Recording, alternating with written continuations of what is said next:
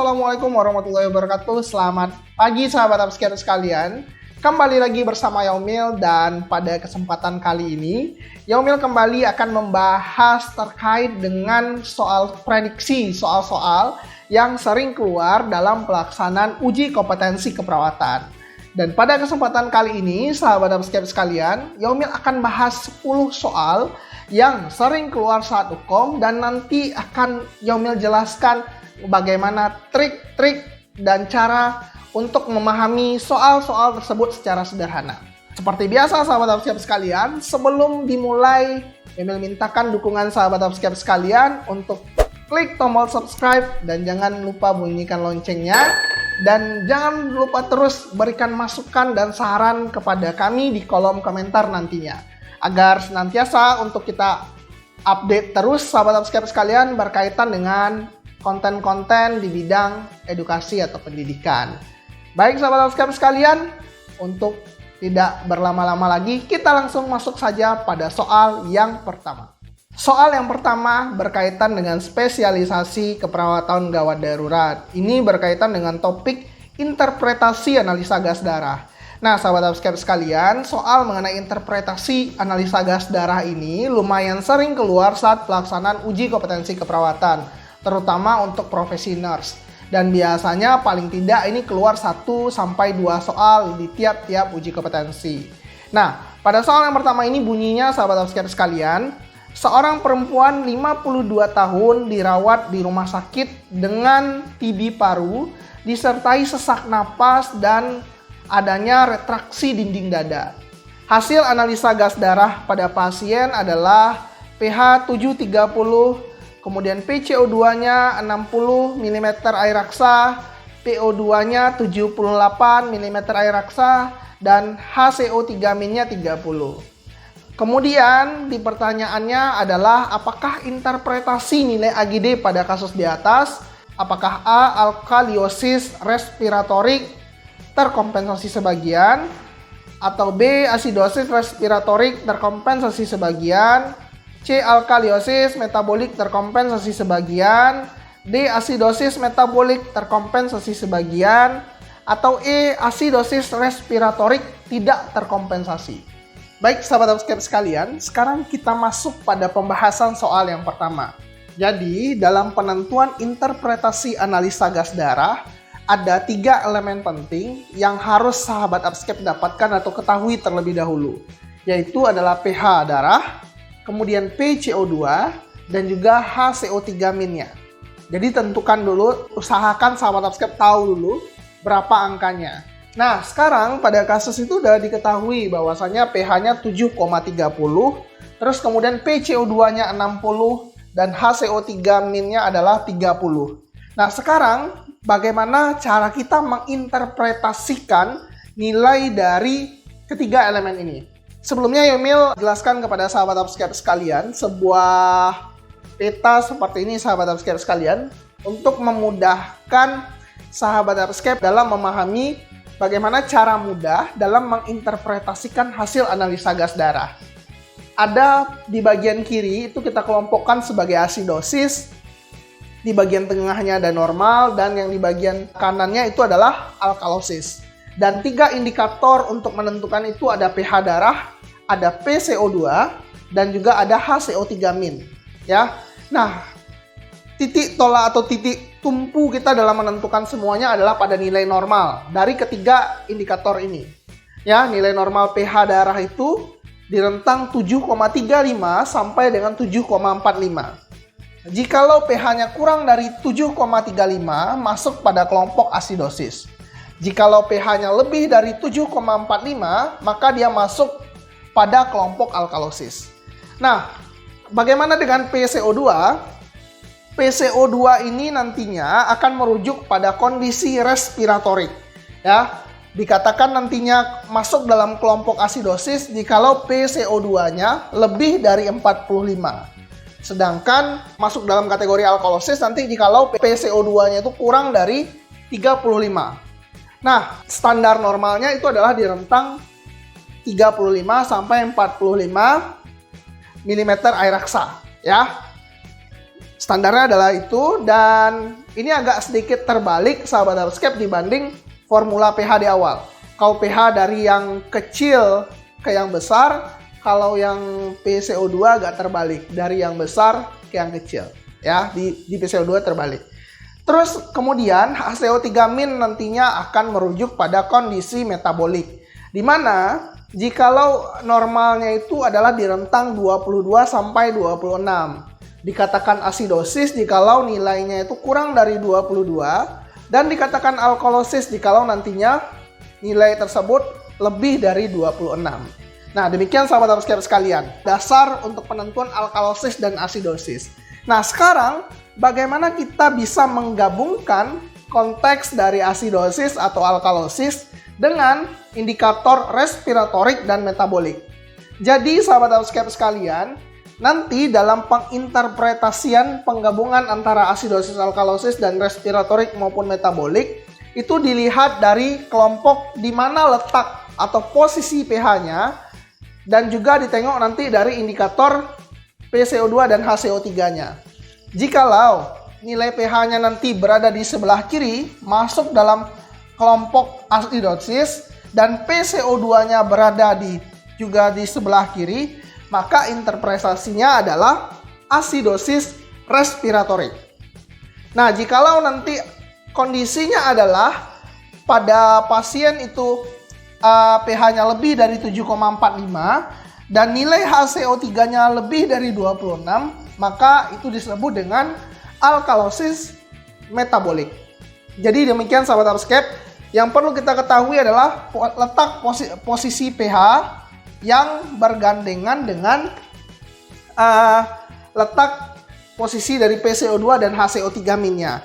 Nah, sekarang ada pertanyaan, bagaimana jikalau letak pH itu bergandengan dengan PCO2 dan juga HCO3? Bagaimana nanti jikalau pH-nya di bawah 735, kemudian PCO2-nya lebih dari 45, dan kemudian HCO3-nya kurang dari 22. Apakah interpretasinya? Maka kita masuk pada tahapan yang kedua, terkompensasi sahabat Hardscape sekalian. Jadi terkompensasi itu ada 3. Jikalau konteksnya adalah pH-nya normal, PCO2 dan juga HCO3-nya bermasalah, itu kita namakan dengan kompensasi penuh. Dikatakan terkompensasi sebagian jikalau ketiga elemen ini, ketiga indikator ini, pH, PCO2 dan HCO3-nya itu abnormal. Dan tidak terkompensasi jikalau pH-nya abnormal, sedangkan salah satu dari indikator PCO2 dan HCO3-nya itu ada yang normal. Itu kita katakan tidak terkompensasi. Nah, balik lagi ke data yang Yomil sampaikan tadi, bahwasanya bagaimana jikalau kondisinya pH-nya itu masuk ke kelompok asidosis yang kurang dari 7,35, terus kemudian PCO2-nya lebih dari 45, dan HCO3-nya itu kurang dari 22. Kita coba runut sahabat Hardscape sekalian. Yomil sampaikan kepada sahabat Hardscape bahwasanya asidosis ini erat hubungannya dengan respiratorik, sedangkan alkalosis ini erat hubungannya dengan metabolik. Itu dasarnya. Dan ketika datanya berubah bahwa adanya nilai metabolik yang juga abnormal, kita menginterpretasikannya sebagai asidosis respiratorik terkompensasi sebagian. Karena ketiga elemen tersebut abnormal dan berada di sisi kiri. Jadi bunyinya adalah asidosis respiratorik terkompensasi sebagian, ya. Ketiga indikatornya abnormal dan berada di sebelah kiri. Dan bagaimana jikalau nilai pH darahnya 745, terus kemudian nilai PCO2-nya kurang dari 35, dan nilai dari HCO3-nya lebih dari 26. Bagaimana interpretasinya? Seperti yang Yomil jelaskan tadi, bahwasanya alkalosis temannya adalah metabolik. Jadi bunyinya adalah alkalosis metabolik terkompensasi sebagian. Demikian ya simulasi sederhananya. Dan sekarang kita cobakan dalam konteks kasus yang ada pada soal. Yang pertama, pH 730, otomatis pH masuk di kelompok sebelah kiri atau kelompok asidosis. Nah, selanjutnya PCO2-nya 60. juga masuk di kelompok sebelah kiri, kelompok asidosis. Dan yang ketiga, HCO3-nya itu 30. Itu masuk di kelompok sebelah kanan, masuk kelompok alkalosis. Nah, bagaimana interpretasinya? Dalam penginterpretasian tadi sudah Emil jelaskan bahwasanya kita menginterpretasikan ketika letak pH sama dengan letak PCO2 dan juga HCO3- sama. Dan pada data itu letak pH sama dengan indikator PCO2. Ya, jadi bisa diindikasikan ini adalah asidosis respiratorik. Namun, kondisinya HCO3-nya ini juga lebih dari standar normal, lebih dari 26 karena angkanya adalah 30. Otomatis ketika nilainya semua abnormal sahabat Upscape, bunyinya adalah asidosis respiratorik terkompensasi sebagian. Demikian sahabat Upscape untuk pembahasan soal yang pertama. Baik sahabat Upscape, sekarang kita masuk pada soal yang kedua. Seorang pasien 56 tahun dirawat dengan keluhan nyeri dada retrosternal seperti tertekan benda berat selama 20 menit. Skala nyeri yang dialami pasien itu 9 dan tampak adanya edema pada kedua tungkai. Pasien merasa pusing, tekanan darah 170/100 mm air raksa, dan adanya riwayat hipertensi dan DM tipe 2 yang dialami oleh pasien sejak 5 tahun yang lalu. Apakah pemeriksaan penunjang utama yang tepat dilakukan pada pasien? Apakah A. Ekokardiografi, apakah B. Elektrokardiografi, atau C. Elektroensefalografi, atau D. Pemeriksaan CKMB, dan E. Fotoronsen dada posterior anterior. Kira-kira apa nih sahabat Upscape untuk soal yang kedua ini jawabannya? Oke, Yomil bahas sahabat Upscape sekalian. Jadi dalam menentukan jawaban sahabat Upscape sekalian di tiap uji kompetensi, fokus pertama sahabat Upscape adalah untuk memahami pertanyaannya terlebih dahulu. Jadi kita tengok pertanyaannya adalah apakah pemeriksaan penunjang utama yang tepat.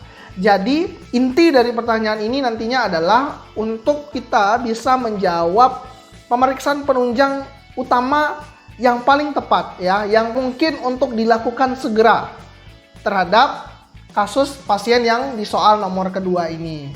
Nah, setelah kita memahami makna dari pertanyaannya, kita tengok data pengkajian yang terdapat pada kasus. Kalau kita tengok di sini sahabat Upscape sekalian, itu ditemukan bahwasanya pasien mengeluh nyeri dada retrosternal seperti tertekan lebih selama 20 menit. Skala nyerinya 9, ini merupakan nyeri hebat dan tampak adanya edema pada tungkai, dan kemudian ada pasien juga memiliki riwayat hipertensi dan DM ya sejak 5 tahun yang lalu. Nah, dari sini sahabat Upscape sekalian, kita bisa berasumsi pasien mengalami adanya sebuah permasalahan di area jantungnya. Untuk mengetahui penyebab dan diagnosis lebih lanjut dari tanda dan gejala yang dialami oleh pasien saat ini yang memang menjurus ke arah permasalahan pada jantung, itu merupakan pemeriksaan yang kita sering kenal dengan sebutan EKG ya, pemeriksaan EKG, atau EKG itu merupakan singkatan dari elektrokardiografi ya, elektrokardiografi. Jadi untuk jawaban soal yang kedua ini itu adalah opsi B, pemeriksaan elektrokardiografi ya. Jadi elektrokardiografi atau EKG ini sahabat Upscape sekalian merupakan suatu jenis pemeriksaan penunjang terhadap jantung yang mana fungsi utamanya itu adalah untuk mengetahui aktivitas listrik jantung dan juga untuk mengetahui apakah adanya kelainan pada irama jantung, apakah ada penyempitan pada pembuluh darah koroner, dan juga untuk mengetahui adanya infark miokard dan juga serangan jantung. Sekarang kita coba tinjau opsi jawaban lainnya yang merupakan opsi jawaban yang salah. Kita masuk pada opsi A, ekokardiografi. Nah, sahabat Upscape sekalian, meskipun pemeriksaan ekokardiografi ini juga tergolong atau termasuk dalam pemeriksaan jantung, namun ini bukan merupakan pemeriksaan utama yang tepat ya. yang bisa dilakukan segera. Karena ekokardiografi ini juga membutuhkan beberapa waktu dan prosedur yang sedikit lama untuk dilakukan. Ya, meskipun salah satu fungsi atau tujuan utama dari pemeriksaan ekokardiografi ini adalah untuk memeriksa ukuran, bentuk, dan pergerakan struktur jantung. Terus kemudian, elektroensefalografi itu juga merupakan opsi jawaban yang salah. Karena fungsi utama dari pemeriksaan tersebut adalah untuk mengukur aktivitas kelistrikan dari organ otak dan juga untuk mendeteksi adanya kelainan-kelainan yang ada pada otak. Biasanya ini dilakukan pada pasien dengan indikasi epilepsi, demensia, terus narkolepsi, atau ada permasalahan abnormalitas pada sistem saraf. Opsi lainnya itu adalah pemeriksaan CKMB. Ya, pemeriksaan CKMB ini merupakan suatu pemeriksaan biokimia enzim jantung, di mana ini biasanya diidentikan untuk mendiagnosis infark miokard akut atau dalam bahasa Inggrisnya acute myocardial infarction atau AMI ya. Nah, dalam menegakkan diagnosis infark miokard akut itu pun itu juga harus mempunyai 2 minimal dari 3 kriteria. Pertama dari anamnesisnya terlebih dahulu, kemudian adanya abnormalitas EKG dan tampak adanya peningkatan aktivitas enzim CKMB. Ya, harus ada minimal 2 dari 3 kriteria tersebut. Sehingga opsi pemeriksaan CKMB juga bukan merupakan opsi jawaban yang tepat untuk soal yang kedua. Dan yang terakhir itu adalah opsi E, fotoronsen dada posterior anterior. Itu juga merupakan suatu tindakan untuk melihat keabnormalitasan jantung.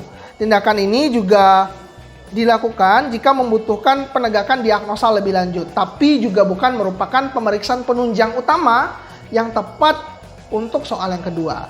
Jadi bisa kita simpulkan nih sahabat healthcare sekalian, untuk jawaban soal yang kedua ini adalah opsi B, pemeriksaan elektrokardiografi. Oke sahabat healthcare, sekarang kita lanjut pada soal yang ketiga, masih terkait dengan spesialisasi KMB, dan pada soal yang ketiga ini berkaitan dengan sebuah evaluasi atau berkaitan dengan kriteria hasil keperawatan.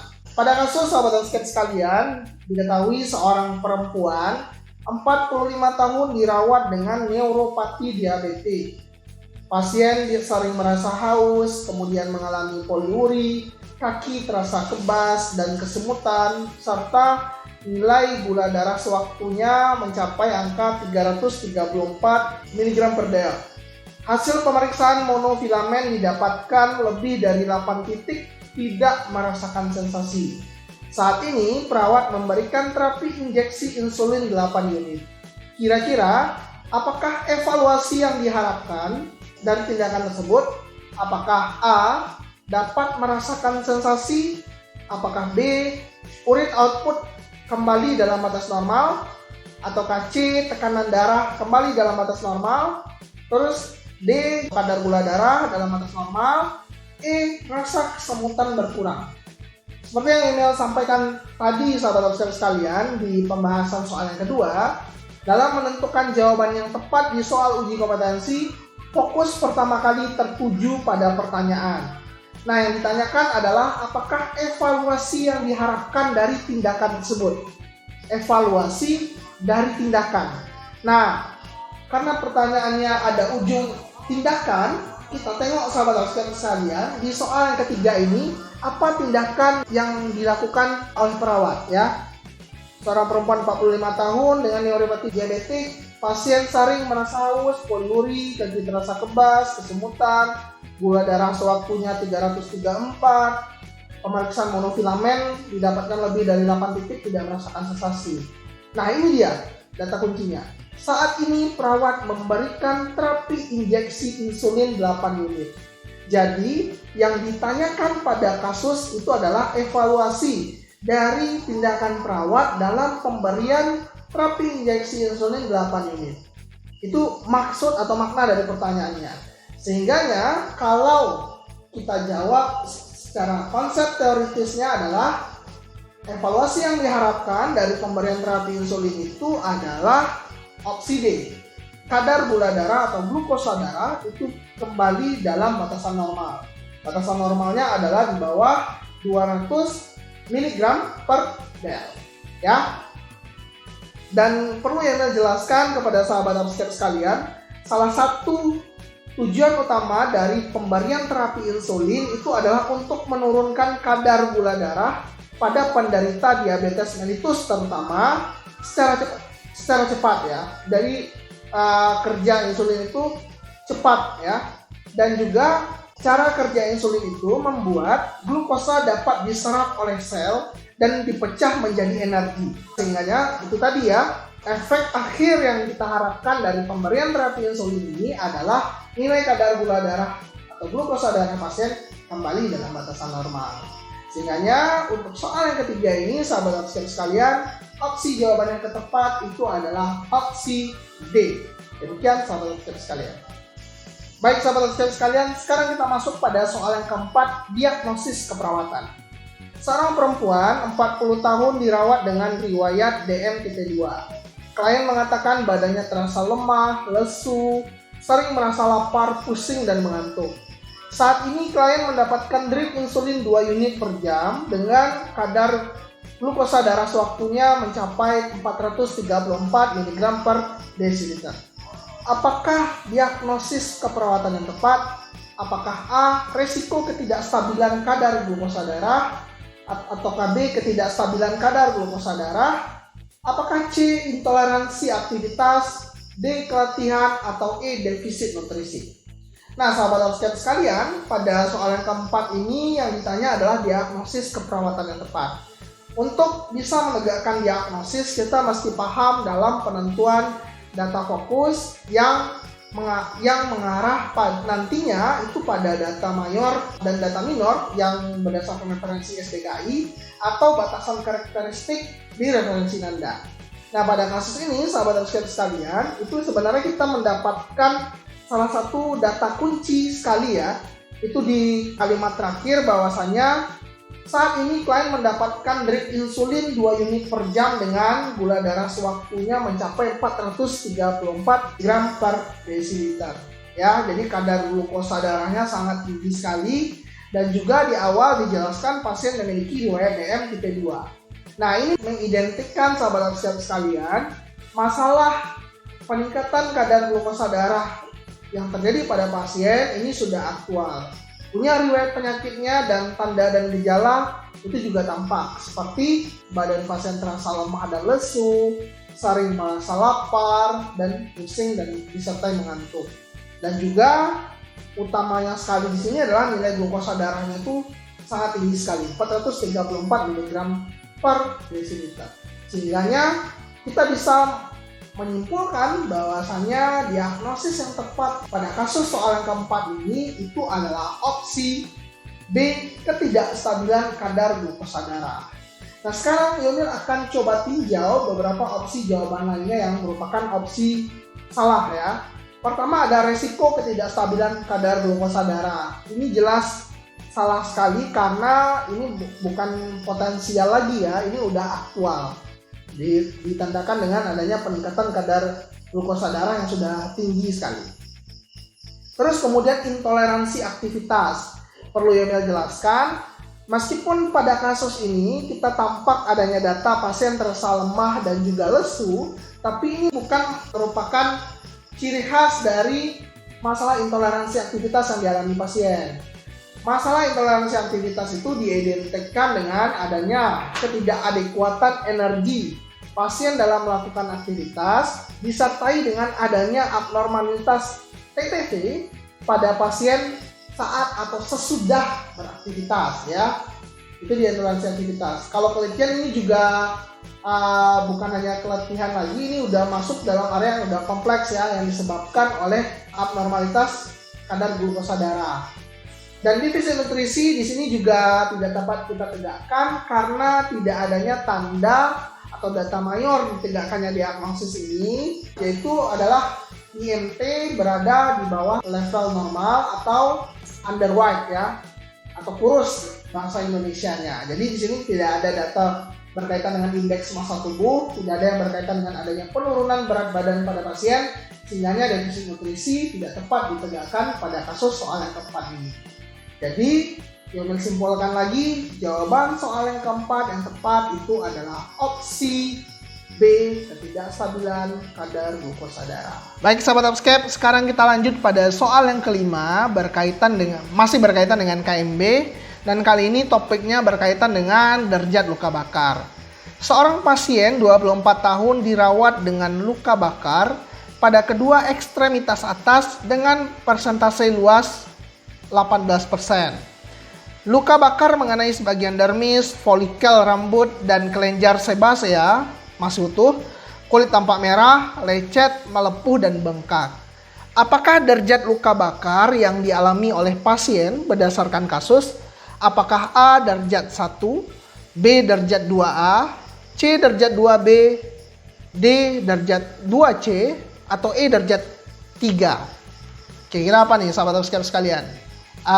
Tipe derajat luka bakar yang dialami oleh si pasien berdasarkan kasus. Nah, perlu yang menjelaskan sahabat sekalian, dalam konteks penentuan derajat luka bakar itu ada beberapa referensi terkait dengan klasifikasinya. Ada yang mengurutkan itu dari 1 sampai 4 dan juga ada yang mengurutkan dari golongan 1, 2A, 2B dan juga 3. Dan pada soal yang kelima ini dari Upscape sendiri itu memilih pengklasifikasiannya menjadi derajat 1, derajat 2A, derajat 2B, dan juga 3. Nah, bagaimana cara kita membedakan dari keempat tingkatan atau klasifikasi derajat luka bakar ini? Perlu diketahui bahwasanya dikatakan derajat luka bakar itu derajat 1 jikalau kerusakan atau area kerusakan yang terjadi pada jaringan kulit itu masih pada batasan epidermis saja, dan biasanya itu kondisi luka tampak kering atau kemudian bisa jadi berupa hiperemik, eritema, dan tidak dijumpai bula pada kondisi luka bakar. Kemudian nyeri terjadi karena ujung saraf sensorik mengalami iritasi, dan penyembuhan pada luka bakar derajat 1 ini estimasinya adalah biasanya di rentang waktu 5-10 hari. Nah, kemudian ada lagi luka bakar derajat 2A, di mana area kerusakan sudah meluas pada sebagian dermis ya. Pada sebagian dermis, terutama itu lapisan dermis bagian atas. Pada kondisi luka bakar derajat 2 ini, itu sudah dijumpai adanya bula. Terus kemudian lukanya berwarna merah muda, pasien juga mengeluh nyeri. Terus kemudian estimasi penyembuhan luka ini di rentang 10-14 hari. Ada lagi kategori berikutnya adalah luka derajat 2B, di mana kerusakan itu udah terjadi pada seluruh epidermis dan juga dermis. Dan pada kondisi luka itu juga tampak luka sudah berwarna putih, kemudian nyeri bila ditekan, dijumpai juga adanya bula, dan penyembuhan mungkin lebih lama lagi, lebih dari 3 minggu atau bahkan lebih lama. Dan derajat terakhir itu adalah derajat 3, di mana area kerusakan itu sudah meliputi seluruh area kulit, bahkan bisa terjadi kerusakan hingga area otot dan juga tulang. Kondisi pada luka biasanya sudah tidak dijumpai bula lagi, kemudian kulit yang terbakar berwarna abu-abu bahkan hingga pucat. Terus ada lagi tidak dijumpai lagi rasa nyeri, area kulitnya mungkin sudah mengalami mati rasa, dan penyembuhan terjadi lama karena tidak ada lagi proses epitalisasi jaringan secara spontan. Nah, pada kasus ini sahabat Upscape sekalian, itu kondisi lukanya adalah luka bakar mengenai sebagian dermis, folikel rambut dan kelenjar sebaseanya masih utuh, kulit tampak merah, lecet, melepuh, dan bengkak. Jadi masih mengenai sebagian dermis. Sehingganya bisa kita simpulkan nih, jawaban yang tepat itu adalah opsi B, derajat 2A. Sekarang kita lanjut pada soal berikutnya, soal yang ke-6, dan kali ini berkaitan dengan topik keperawatan jiwa. Di mana kasusnya adalah seorang wanita 30 tahun dirawat di rumah sakit jiwa sejak 5 hari yang lalu dengan alasan pasien mengurung diri di kamar, tidak mau makan dan beraktivitas. Hal ini terjadi sejak kematian suaminya 3 bulan yang lalu. Pasien merasa bersalah karena dialah penyebab kematian suaminya dan mengatakan akan pergi jauh untuk menebus kesalahannya. Pada tahap apakah fase bunuh diri yang dialami oleh pasien? Apakah A. ancaman bunuh diri, B. isyarat bunuh diri, C. bunuh diri, D. resiko bunuh diri, atau E. percobaan bunuh diri? Nah, sahabat upscape sekalian, pada kasus ini kita bisa menemukan data kunci untuk menjawab pertanyaan, di mana pasien merasa bersalah karena dialah penyebab kematian suaminya dan mengatakan akan segera pergi jauh untuk menebus kesalahan. Mengatakan akan segera pergi jauh untuk menebus kesalahan ini merupakan sebuah isyarat untuk mengakhiri kehidupan atau isyarat bunuh diri. Nah, perlu dijelaskan sahabat upscape sekalian, dalam referensi MPKP Jiwa dan buku Ajar Keperawatan Jiwa di tahun 2015 itu mengatakan bahwa isyarat bunuh diri merupakan suatu perilaku yang ditunjukkan pasien secara tidak langsung untuk ingin bunuh diri. Ya, secara tidak langsung untuk ingin bunuh diri. Di mana itu bisa dilihat dari pasien sudah memiliki ide tetapi tidak disertai dengan ancaman dan percobaan untuk bunuh diri. Cuma memiliki ide saja. Ya, sehingganya hal ini juga diidentikan dengan pasien biasanya mengungkapkan rasa bersalahnya, sedih yang berkelarutan, marah, dan mengungkapkan hal-hal negatif tentang dirinya yang memang condong menggambarkan adanya permasalahan di harga diri rendah, ya. Jadi pasien tampak HDR lah dengan kondisinya saat ini. Namun di sini sahabat upscape sekalian, HDR yang dialami oleh pasien itu juga sudah tampak adanya tanda atau ide atau isyarat untuk mengakhiri kehidupan atau bunuh diri. Ya, jadi bisa kita simpulkan sahabat upscape sekalian, untuk soal yang keenam ini jawaban yang tepat adalah opsi B, isyarat bunuh diri. Sekarang Emil coba analisa lagi, telaah lagi opsi jawaban yang salah. Pertama adalah ancaman bunuh diri. Nah, yang dimaksud dengan ancaman bunuh diri ini, sahabat upscape sekalian, merupakan suatu ucapan tentang keinginan pasien untuk mengakhiri kehidupannya, ya, disertai dengan rencana untuk bunuh diri, ya. Jadi bukan hanya sekedar ide saja, sudah diucapkan oleh pasien, itu dia ancaman, ya, dan juga sudah ada rencana untuk mengakhiri kehidupan.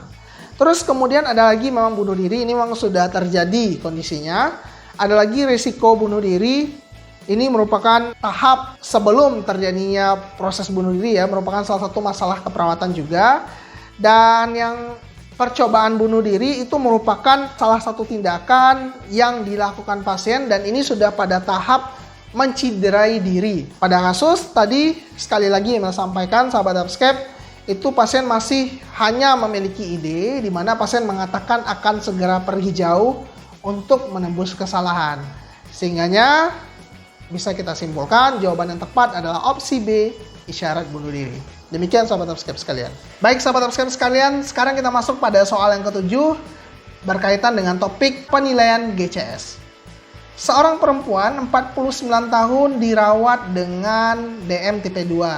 Saat ini pasien mengalami ketoasidosis diabetikum, tampak adanya pernapasan kusmaul dan dalam keadaan tidak sadarkan diri. Perawat melakukan penilaian tingkat kesadaran pasien dan saat dirangsang nyeri, mata pasien terbuka, terdengar mengerang dan tangan fleksi menjauhi tubuh dari sumber nyeri. Yang ditanyakan adalah berapakah skor GCS pada pasien tersebut? Apakah A6, B8, C9, D10, atau E12? Sahabat upscape sekalian, penilaian GCS untuk mengukur tingkat kesadaran pasien ini adalah salah satu topik yang setidaknya keluar 1-2 soal dalam setiap ujian kompetensi. Itu baik di profesi nurse atau D3 keperawatan.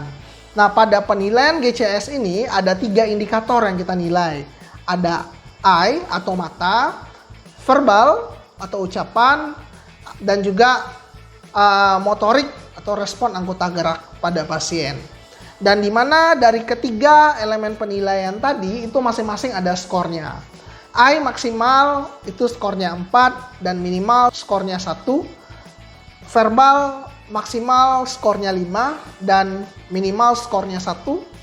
Motorik maksimal skornya 6, minimal skornya 1. Dan ketiga indikator ini tidak ada skor 0. Ya sahabat Upscape, jadi nilai GCS itu jumlahnya tidak pernah kurang dari 3. Paling minimal itu adalah 3. Karena masing-masing indikator skor minimalnya adalah 1.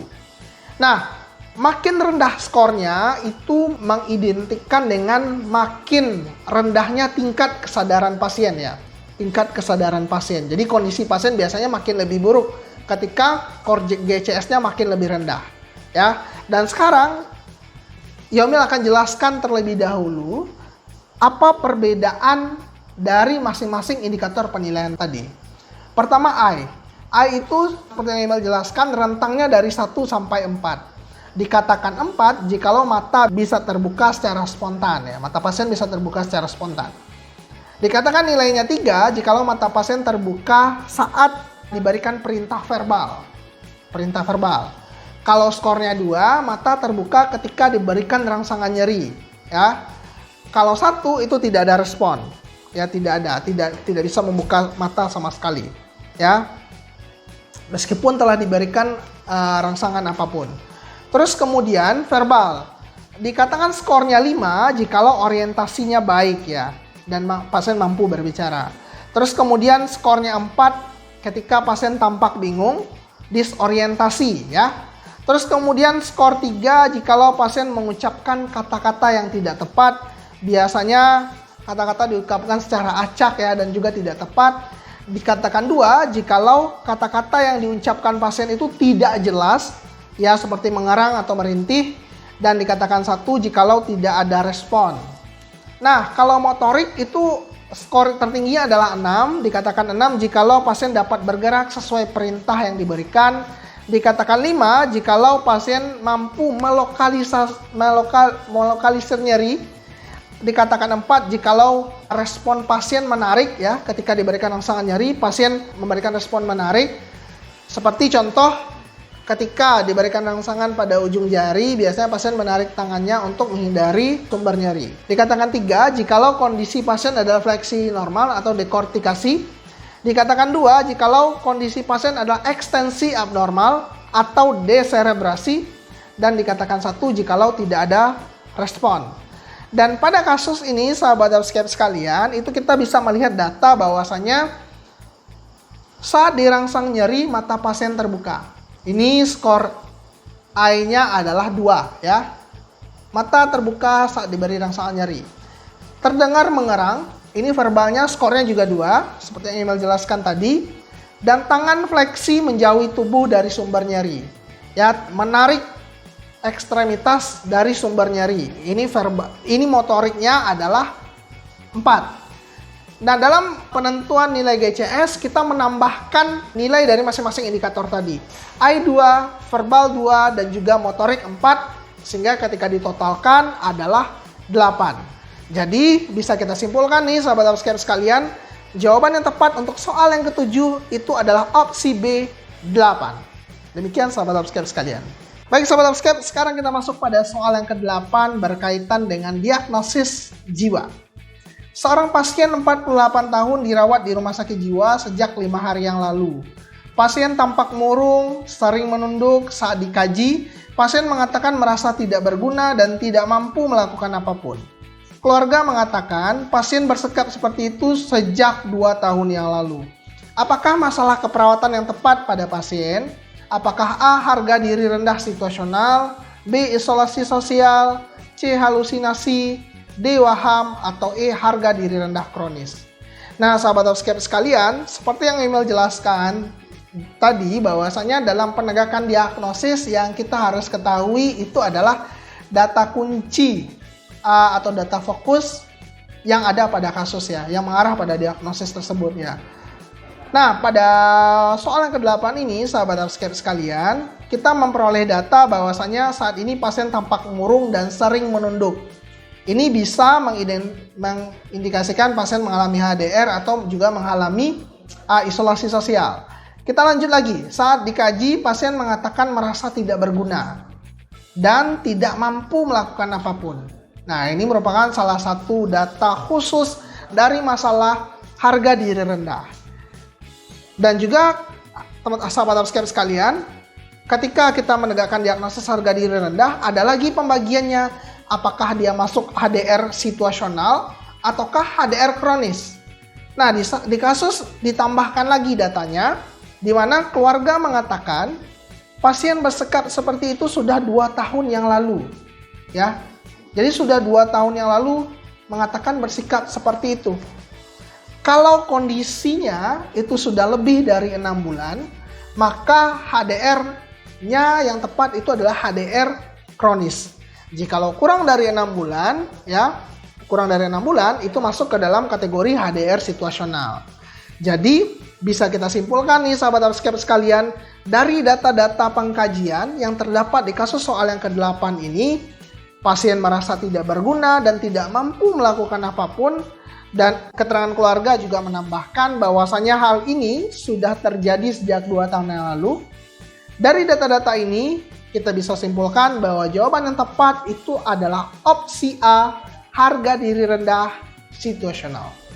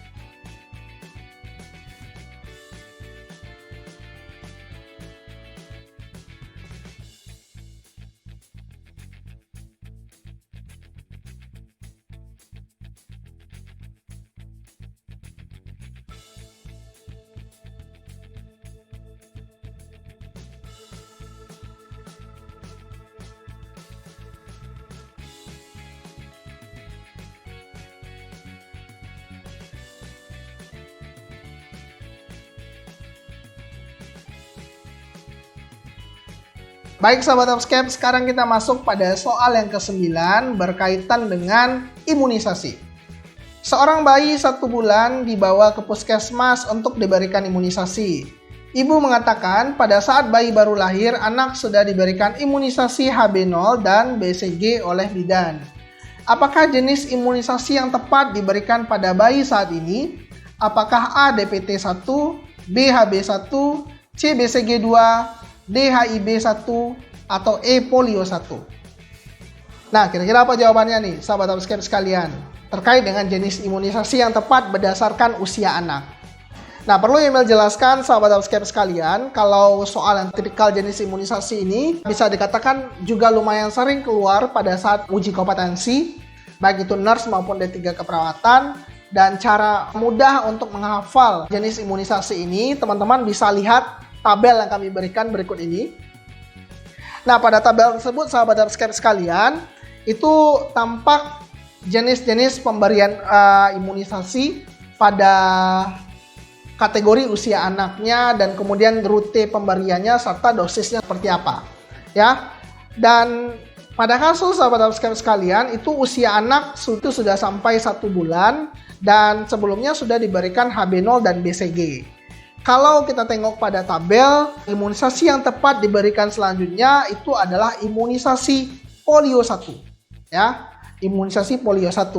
Kalau HB0 diberikan pada saat bayi baru lahir di usia 1 bulan, yang diberikan itu adalah imunisasi BCG dan polio 1, ya. Sedangkan jenis imunisasi lainnya seperti DPT1, HB1 dan juga HIB1 itu baru diberikan pada anak atau bayi usia 2 bulan, ya. Sedangkan BCG2 itu tidak termasuk dalam jenis imunisasi, sehingganya bisa kita simpulkan, sahabat subscribe sekalian, untuk kasus soal yang ke-9 ini jawabannya adalah opsi E, polio 1. Demikian sahabat subscribe sekalian. Baik sahabat subscribe sekalian, sekarang kita masuk pada soal yang ke-10, keperawatan maternitas. Seorang perempuan 42 tahun dengan status kehamilan G6 P4 A1, usia kehamilan 38 sampai 39 minggu, datang ke IGD rujukan dari poliklinik. Rencana pasien untuk SC atas indikasi hipertensi dalam kehamilan atau preeklamsi berat sebelum SC, dan kalian juga berkonsultasi terkait dengan alat kontrasepsi yang ingin dipakainya pasca melahirkan. Nah, kira-kira berdasarkan kasus, apakah jenis kontrasepsi yang tepat diberikan kepada pasien? Apakah A. IUD, B. kontap atau tubektomi, C. suntik 3 bulan, D. implan, atau E. KB alamiah dengan metode kalender dan aktif menyusui? Nah, sahabat subscribe sekalian, perlu kita jelaskan bahwasanya dalam penentuan jenis kontrasepsi yang tepat diberikan pada pasien, kita harus memperhatikan kondisi yang dialami oleh pasien saat ini, ya. Kita tengok kondisi yang dialami oleh pasien itu pada data pengkajian di kasus. Nah, pada data yang ada di kasus itu sudah menunjukkan bahwasanya ini adalah merupakan kehamilan yang ke-6 pasien, sudah punya adanya riwayat abortus 1 kali, dan pasien itu akan dioperasi atas indikasi hipertensi dalam kehamilan, preeklamsi berat, ya. Dan juga usia pasien itu sudah 42 tahun yang masuk dalam kategori risiko tinggi. Nah, jadi dari data-data tersebut, jenis alat kontrasepsi yang tepat diberikan itu adalah tubektomi atau yang biasa kita kenal dengan kontap atau kontrasepsi mantap, ya. Jadi tubektomi itu merupakan salah satu tindakan yang dilakukan pada kedua saluran telur wanita yang mengakibatkan wanita tersebut tidak akan mendapatkan keturunan lagi. Jadi memang benar-benar akan di stop tuh dengan pemberian tubektomi. Nah, indikasi untuk dilakukan tubektomi ini jikalau kehamilan yang dialami oleh pasien itu sudah masuk dalam kategori berisiko tinggi yang identik dengan pertama usia dari ibu hamil itu udah di atas 40, dan kemudian ada tanda-tanda dan masalah-masalah dalam proses kehamilan. Dan ada beberapa kekurangan dan kelebihan dari jenis kontrasepsi tubektomi ini. Kalau dikatakan kelebihannya, pertama, jenis kontrasepsi ini tidak akan mengganggu proses pemberian ASI, ya, air susu ibu. Terus kemudian jarang adanya keluhan sampingan dari jenis kontrasepsi ini. Terus angka kegagalan atau angka kegagalan untuk hamil lagi itu tidak ada, bahkan juga tidak mengganggu nantinya juga gairah seksual dari sang ibu yang memakai alat kontrasepsi ini. Dan kekurangannya adalah pertama, ini merupakan tindakan operatif dan seringkali menakutkan bagi pasien. Terus kemudian yang kedua, itu kesuburan itu tidak bisa dikembalikan lagi. Menimbang kondisi yang dialami oleh pasien yang sudah usia 42 tahun dan adanya permasalahan hipertensi dalam kehamilan dan juga terdapat riwayat abortus juga, maka jenis kontrasepsi yang tepat diberikan pada pasien tipe ini adalah opsi B, kontab, kontrasepsi mantap, atau tubektomi. Demikian sahabat Upscape sekalian untuk pembahasan soal yang ke-10. Baik sahabat Upscape sekalian, demikian 10 soal yang telah Yomil bahas detail pada kesempatan kali ini. Terima kasih banyak telah menonton video ini sampai selesai. Jangan lupa sahabat Upscape sekalian untuk follow akun Instagram kami @upscape. Temukan informasi-informasi menarik di sana, terutama penyelenggaraan tryout gratis dari Upscape dan juga ada kuis berhadiah juga di sana. Dan jangan lupa subscribe YouTube channel Upscape ini agar kami terus bisa berkarya lebih baik lagi.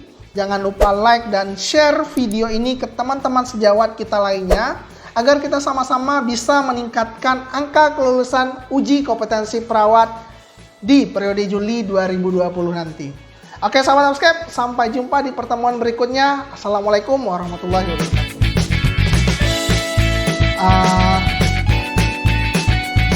Resiko tinggi, potong nggak?